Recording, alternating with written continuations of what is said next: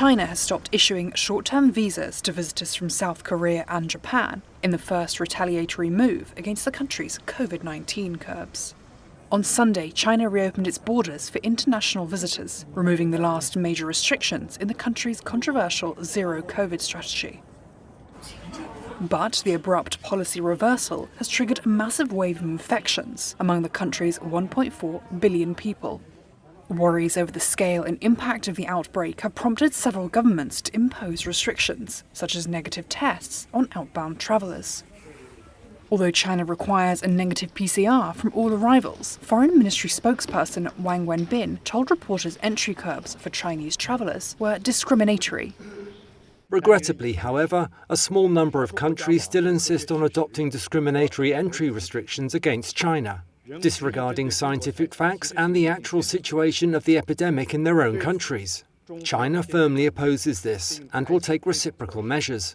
We once again call on the relevant countries to proceed from the facts, formulate scientific and appropriate epidemic prevention measures, and not take the opportunity to engage in political manipulation, not to have discriminatory practices, and not to affect normal personal exchanges and cooperation between countries.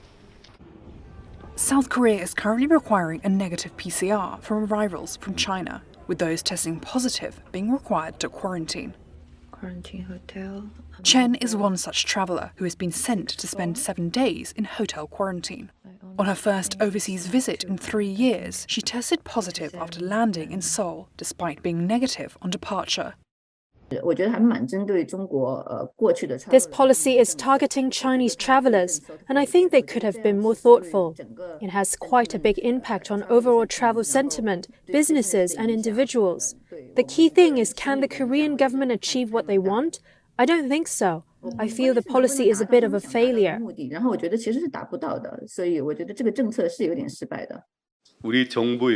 On Tuesday, South Korea's foreign minister said Seoul was in communication with Beijing, adding the government's measures were based on scientific and objective fact. A number of governments have raised concerns about Beijing's data transparency. State media continues to downplay the severity of the outbreak, and the government has ceased publishing daily infection tallies. There are further worries that the Lunar New Year, the world's biggest annual migration, will help fuel the COVID wave. China has dismissed criticism over its data as politically motivated attempts to smear its success in handling the pandemic.